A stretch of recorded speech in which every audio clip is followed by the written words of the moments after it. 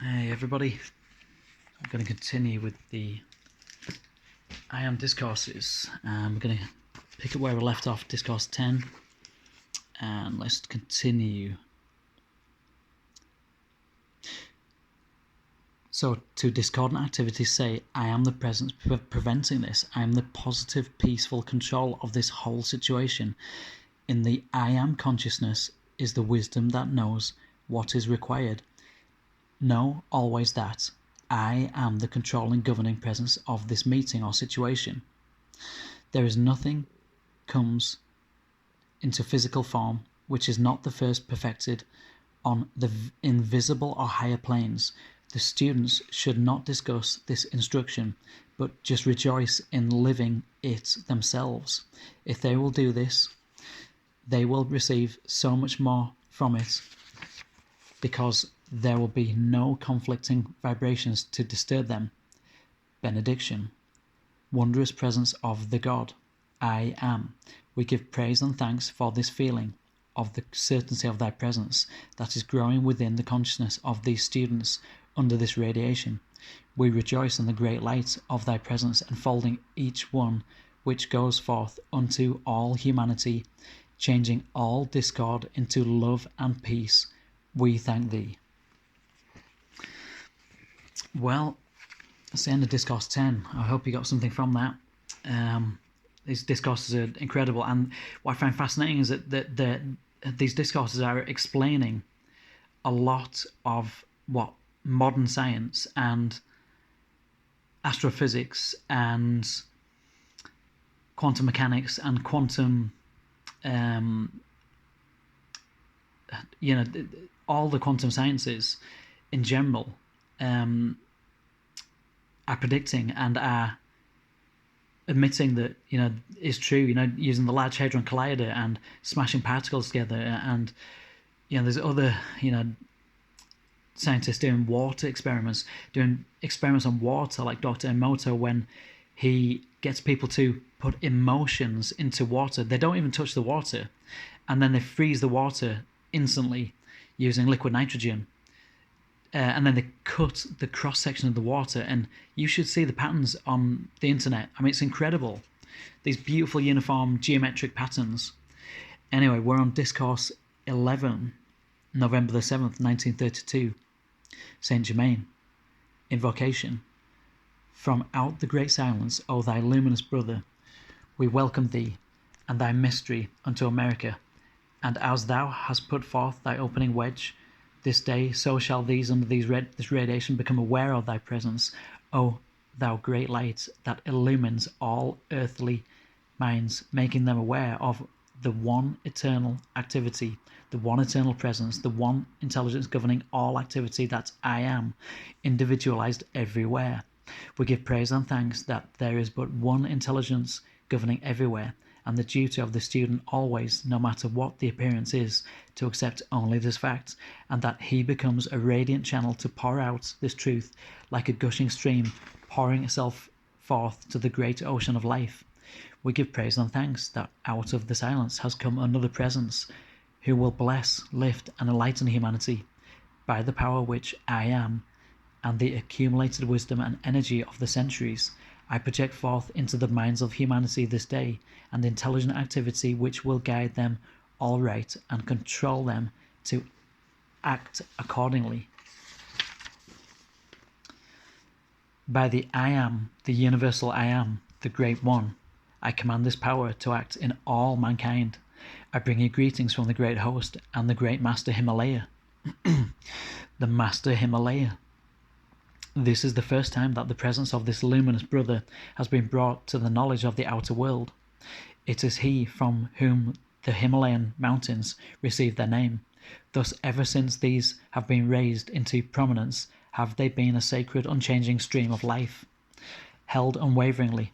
Hence, those souls who came within their embrace were caught up and lifted into that luminous, radiant form, where they have long set forth their rays of activity to heal and bless mankind.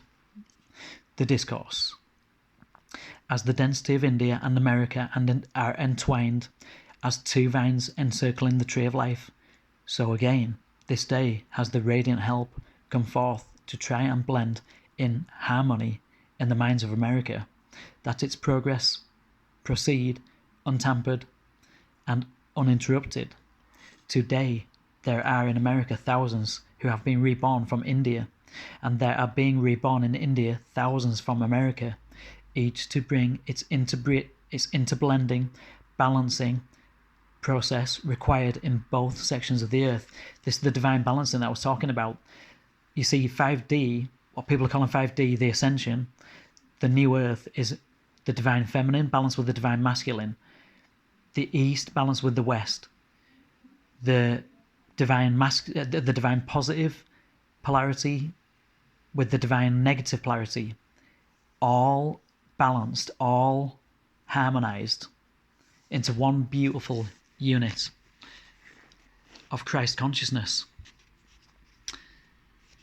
Okay, to continue. This great being who has been introduced to you has, after many centuries, in the great silence, again stepped forth to exert that conscious blending process of spirit and manifestation, to hold forth the chalice of that its heart may be filled with the liquid fire of spirit, pouring forth into the hearts of mankind, creating that fullness of desire within them for greater and greater light, looking to and depending upon the one great source of light. I am God in action everywhere. The entrance of this great presence again into the activity of mankind will spread like a thread of light through all the activity of America, and expand its luminous presence like a mantle of softly falling golden snow. It will be absorbed by the minds of humanity, the majority being entirely unaware, although there will be some who will sense the inner penetrating presence.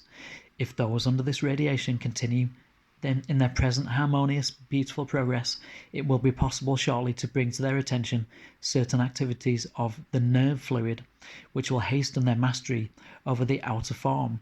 It means the mastery over all conditions that seem to bind or limit. I'm being shown this is the Kundalini awakening. This is the Kundalini, the liquid light, the prana energy, the chi energy, the bioelectric energy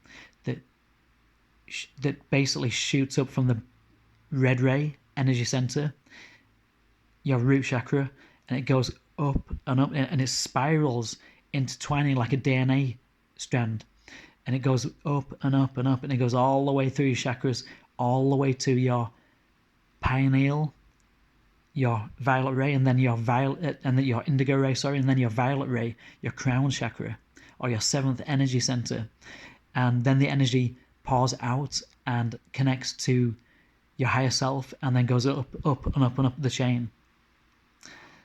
Okay, I shall be surprised if your students do not feel the strength, if they do not feel the presence of this great being today. Even as I speak, his rays go out to them, touching the heart of each one, and I feel their thrill of joy, they not knowing just what it means. Watch carefully, each of you and your students, to be on guard to reverse all negative conditions that appear to the senses. On the lesser things for practice, if the senses report you cold, reverse your consciousness and assert your warmth. If the senses report too much heat, reverse it with a sense of perfect normal coolness. If the senses report you ecstatic joy over certain enlightenment, say peace be still, and assert your calm poise and assurance. See, this is the law of correspondence. As above, so below. As within, so without. Everything's on a scale. Hot and cold are on the same one scale. So it's just learning to control that scale. Happy and sad are on the same one scale. Just learning to control that scale. You know, up applies down and down applies up. Left implies right and right implies left. It's all the same scales. And you can use spiritual mastery to master these scales. To continue, the ideal in all senses reports is to move in the middle way, the balance, always asserting the calm mastery of control which I am. This will enable the establishing of a steady, flowing stream of creative ideas and energy from the heart of the great central sun, from out which has come this great being, the Master Himalaya. This will enable you to receive and use immensely more of that radiant energy which he pours forth. The reason for drawing your conscious attention to him has been that if you understand what it means, you may receive without limit from his energy besides what you draw forth by your own conscious effort. The student must at all times understand that the masters do not come to them of the student's choice, but that they have been chosen to receive the radiance, a privilege for what words are entirely inadequate to convey the true meaning that can only be felt or visioned. Again, they should understand that the master's province is not to assume their responsibility by solving their problems for them, but to convey intelligent understanding which they may apply in their own lives to solve their own problems. Thus they gain the needed strength, courage, and confidence to continue to reach up step by step, gaining their own conscious mastery over the outer self and the outer world. Always at certain points of growth, in brackets expansion, close brackets, will hear students call out many times with great sincerity, "Great masters, help us to solve our problems." For encouragement and strength, I wish to say that far more than one has any conception is the radiance and radiating presence of the master pouring out the strength, the courage, confidence, and light, which in most instances the students are quite unaware of in the outer sense consciousness. There is only one way in which anyone with wisdom can be of permanent help, and that is to consciously instruct his brother or sister in a simple laws by which one may wield the scepter, gain the victory, and attain full dominion over the outer self and his world. To do the thing that the student requires in solving his problems would not only retard his progress, but weaken him immensely. Only by asserting one's conscious strength, winning victories, and thereby attaining confidence which comes in no other way, does the student enter into the fullness of his own powers. With the powerful, masterful use of the consciousness of the I Am presence, the student goes forward with absolutely no uncertainty to his goal of victory. The reason we have not and do not say more to the student concerning the assistance that we may be giving is to prevent his leaning upon an outside source. To say or do that which would cause the student to lean upon us because he knows of our presence would be the greatest mistake we could make. But the student need never fear, and he should know that every assistance possible is always given according to the point of attainment he has reached. The I Am presence of the host of ascended masters, the ascended Jesus Christ, are one and the same thing. Through the recognition and use of the I Am presence, I tell you you can positively bring forth any quality you wish into the outer conscious manifestation if you will but do it.